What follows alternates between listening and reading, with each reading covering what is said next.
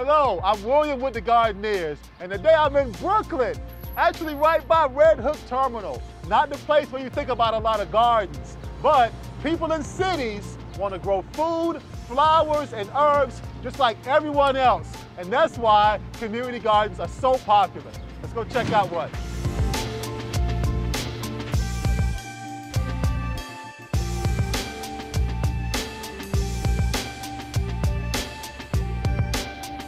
Hey, how you doing? I'm William. Hey, William. Lenny Labrizzi, nice to meet you. Actually, we did meet about 2 years ago. You came to New York to the Green Thumb Grow together. Oh, you're right. And I told you that you had to do a piece about rainwater harvesting, and you're here today to do that, aren't you? Yes. So tell me a little bit about your system, Lenny. We help the gardens to conserve water, and a great way to do that is to collect rainwater. So we've attached piping to the roof that's right behind us here. Right. And those pipes funnel the water into 4 barrels right down here that are connected together. I see how you have them tucked. You have each of the barrels kind of tucked towards the back of the fence here. We came up with this plan here to use these 4 smaller recycled olive barrels. So you're repurposing too? We're repurposing as All well. right. And then right over here is the spigot. We can drain it right from over there. Well, what's cool about your system is you're using gravity, so that there's no power, no electricity had to be used. You had to bring in like a generator or anything.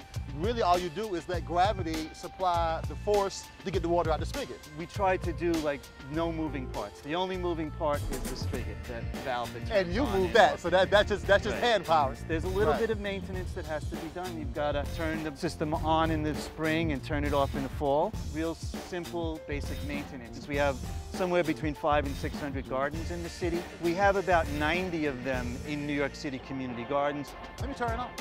Okay.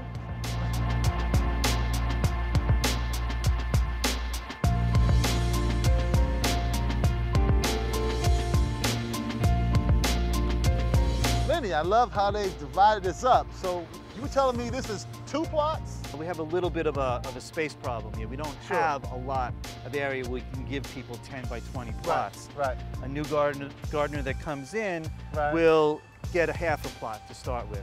You know, sometimes people are very gung-ho at the beginning of the season and then Summertime hits. Summertime hits and they may not follow through. Right. But people who do follow through, you'll know that they're really serious and dedicated. And then maybe they'll get a larger area. You're giving them a trial run first. Yes. Let them get a chance to go through it, and if they make it through all the heat and the bugs of summer and start to fall in love with it, you know you got a dedicated gardener who will be here year after year. They pass boot camp, then they're ready to be in the gardening army. Community gardening boot camp. I like that. I like that. And I think this is also cool. I was looking over at how people were putting together, they got their trellises to give them a little vertical space, because if you don't have a lot of ground space, you got to figure another strategy. And it looks like they have built in some trellises and put in some cages so they can get some of their squash and things growing up. Yes. And people will use anything as a planter. As you can see, they're using old milk containers and juice containers. Let me see this container here. Yeah. Yeah, I think this is the epitome of sustainability. To do something like this where you reuse a product that was going to go into the landfill. Right. So to be able to figure a way to keep this and use this container to grow in, that's fabulous.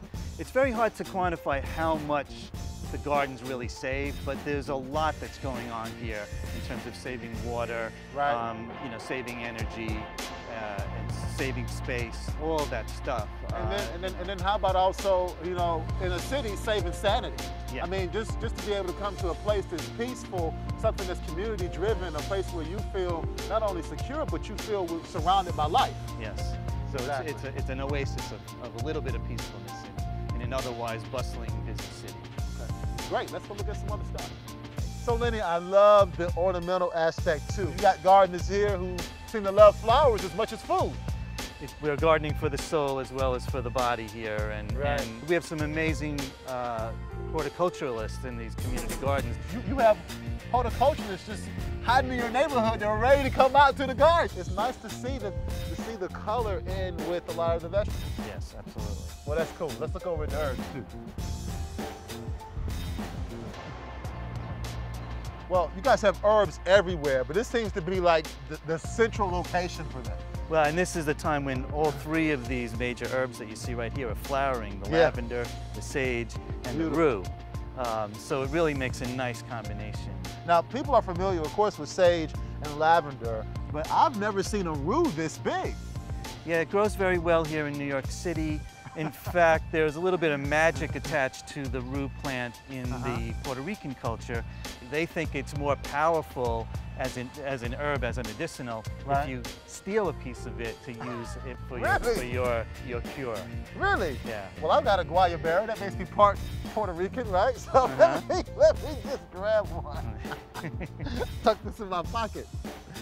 All right. You're safe for the day. Thanks for the tour, lady. I appreciate it. You're welcome.